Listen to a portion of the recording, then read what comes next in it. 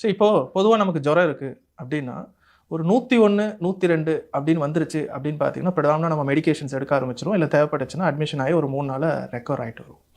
ஒரு 100, ஒரு 100க்கு கீழ இருந்துச்சு அப்படின்னா, ஏதோ ஒரு வகையில ஒரு 2, 3 நாள்ல ஆட்டோமேட்டிக்கா செட்டில் ஆயிடும்னு வச்சுக்கோங்க.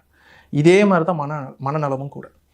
நமக்கு தரக்கூடிய ஒரு மன உளைச்சல் இருக்கு பார்த்தீங்களா? அது வேலை சார்ந்ததா இருக்கட்டும், அல்லது உறவு சார்ந்ததா இருக்கட்டும், அல்லது போதை பழக்கமாக இருக்கட்டும், இல்ல தனக்குள்ள இருக்கக்கூடிய ஒரு குழப்ப நிலையா இருக்கட்டும்.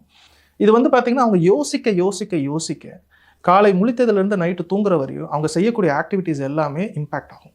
ஆர் இம்பேர்மெண்ட்ன்னு சொல்லுவோம். கம்ப்ளீட்டா அது பிளாக் ஆகும். இத வந்து ஆங்கிலத்தில ஃபங்ஷனல் இம்பேர்மெண்ட்ன்னு சொல்லுவாங்க. இப்போ வேலை பார்க்குற நீங்க என்ன பண்ணுவீங்க அப்படின்னா, காலையில முழிக்க முடியாது, வேலைக்கு வர மாட்டீங்க, அல்லது வேலை வந்தாலும் சரியா செய்ய மாட்டீங்க. நெறைய ஆப்சென்டீஸ் வரும். கான்சன்ட்ரேஷன்ல நெறைய இஷ்யூஸ் இருக்கும். சோகமா இருப்பீங்க, இல்ல யார்கிட்டயும் பேச மாட்டீங்க, அல்லது சண்டை போடலாம். ஸோ காலையிலேருந்து இரவு வரை செய்யக்கூடிய ஆக்டிவிட்டீஸ்ல வந்து பார்த்தீங்கன்னா, கம்ப்ளீட்டா ஒரு பிளாக் அல்லது இம்பேர்மெண்ட் இருக்கும். இந்த இம்பேர்மெண்ட் குறைந்தபட்சம் 2 வாரங்கள்ல இருந்து 2 மாதங்கள் வரையும் கன்டினியூஸா